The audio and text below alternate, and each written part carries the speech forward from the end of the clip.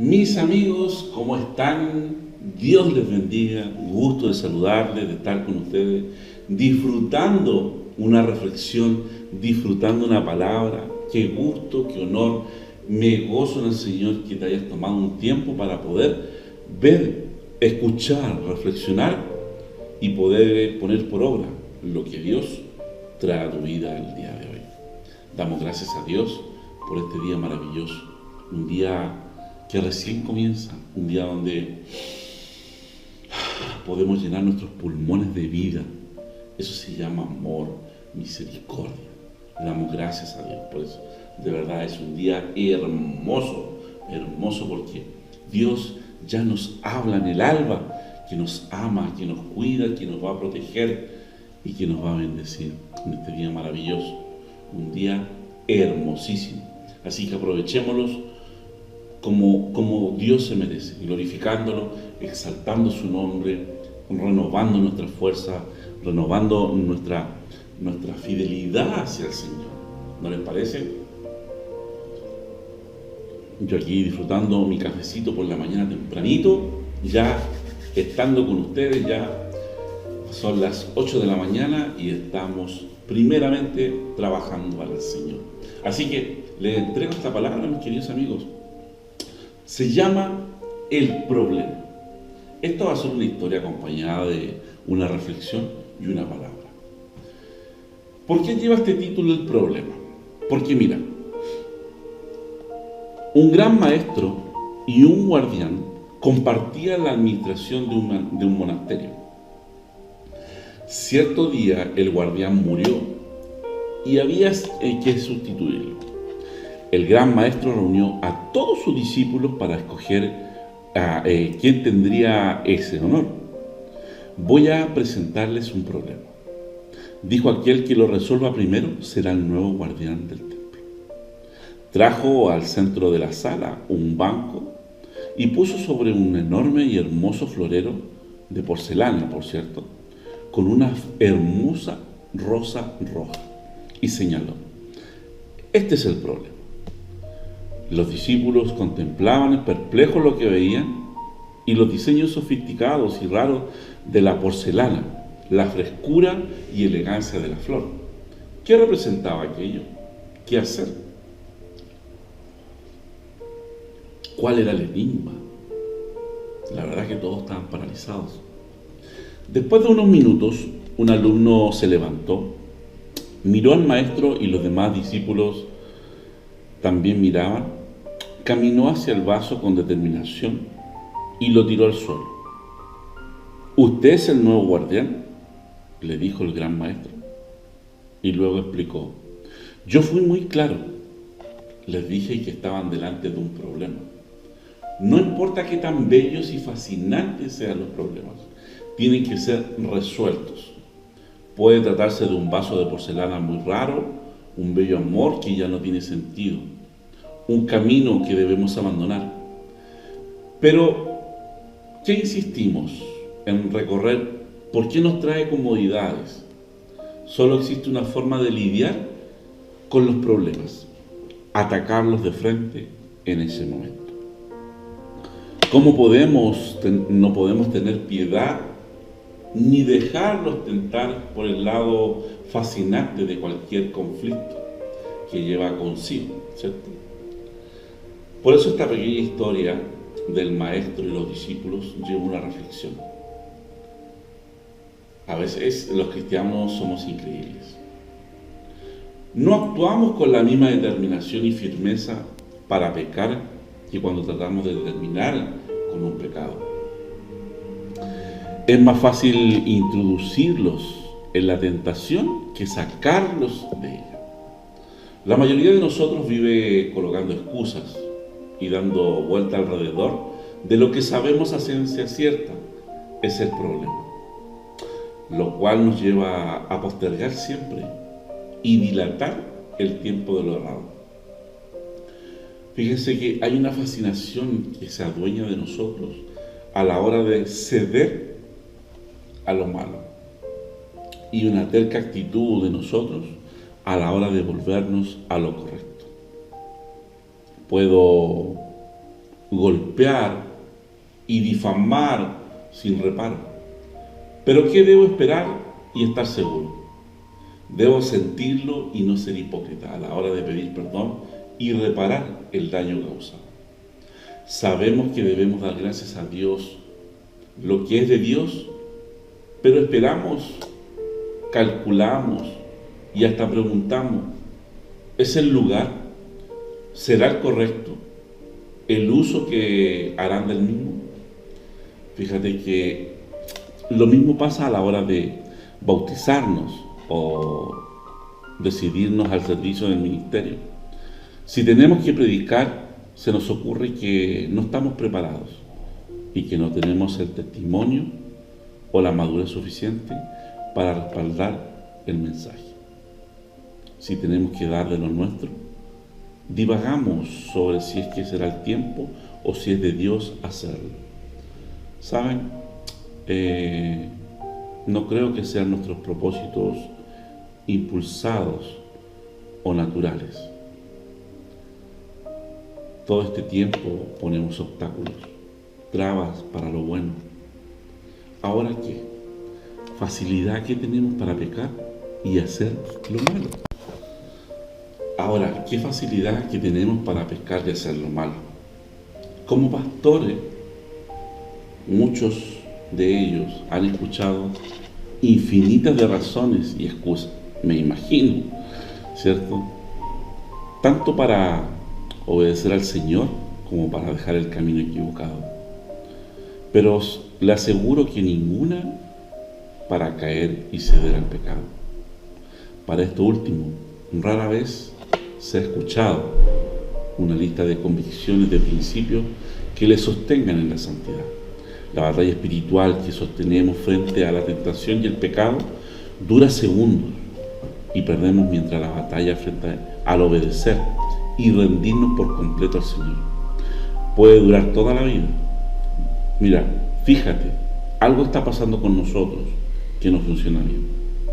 No deberíamos ceder en segundos a la voluntad de Dios y luchar toda una vida contra el pecado. Tenemos que luchar contra eso. El problema es nuestra falta de carácter, nuestra falta de firmeza para sostener lo que creemos y confesamos. La lista de héroes de la fe de Hebreos 11 puede darnos sugerentes cambios en este día. Saben, Pedro nos da también su propia receta. Dice, puesto que Cristo ha padecido por nosotros en la carne, vosotros también, armados del mismo pensamiento, pues quien ha padecido en la carne, terminó con el pecado para no vivir el tiempo que le resta en la carne, conforme a la concupiscencia de los hombres, sino conforme a la voluntad de Dios. Ha muerto el antiguo guardián del templo. Se necesita uno nuevo. ¿Podrá contar con nosotros? Mis queridos amigos, Dios nos está llamando a que tenemos que rechazar el pecado. Tenemos que convertirnos al Señor. Tenemos que hacer caso y ser obedientes a lo que Dios nos está hablando a través de su palabra. Que el pecado no sea nuestra manera de vivir. Que nuestras equivocaciones nos lleven a reflexionar cuando estamos mal, cuando estamos bien.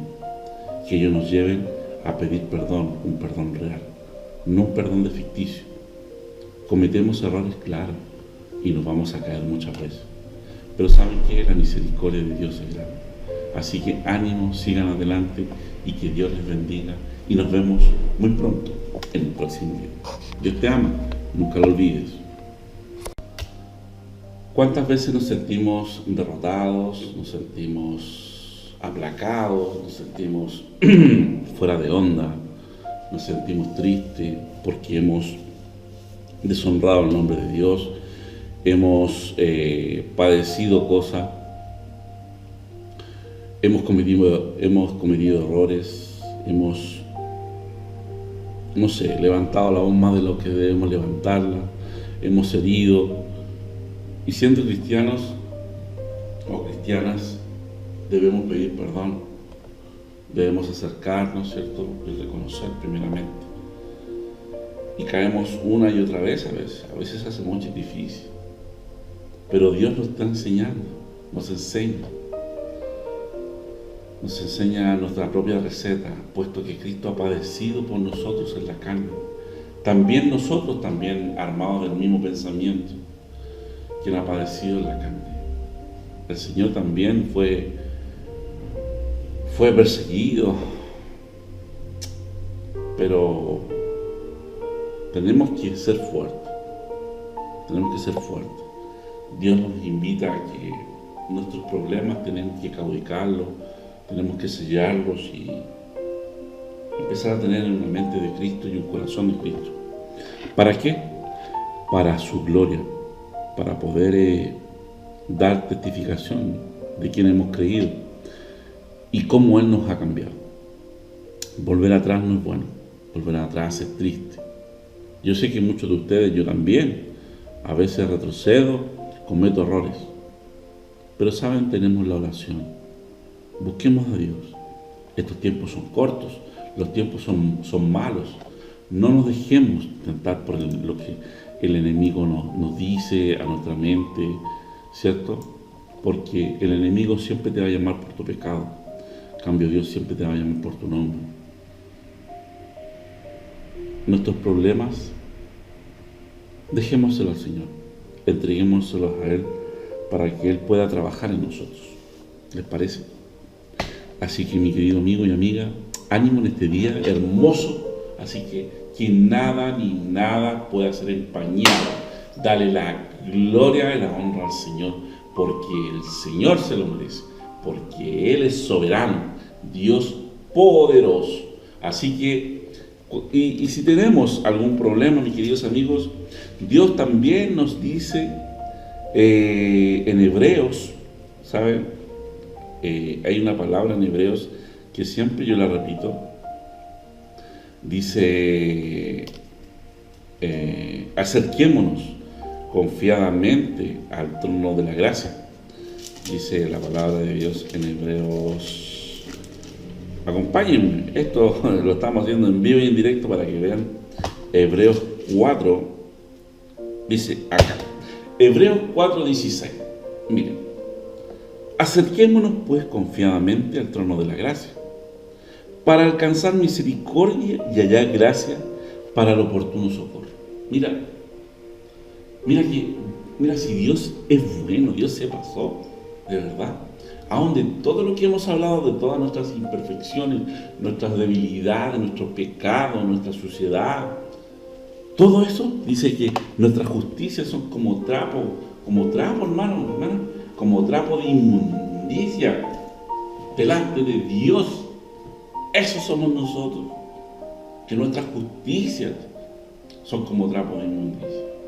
Pero dice, acerquémonos confiadamente. Qué difícil es confiar hoy en día en alguien, cuando todo el mundo te delata, todo el mundo te traiciona, te apuñala por la espalda, no sé, pero Dios no. Dios no traiciona. En Él sí podemos confiar. Y dice, confiadamente, ¿dónde? Al trono de la gracia. Al trono de la gracia, o sea, donde está sentado Dios. No cualquier persona llega al trono de la gracia. Y Dios te está invitando que acércate confiadamente al trono de la gracia para alcanzar misericordia. Dios no te dice, voy a pensarlo, no, para alcanzar misericordia. Qué hermoso y tremendo que Dios tenga misericordia de nosotros, queridos amigos.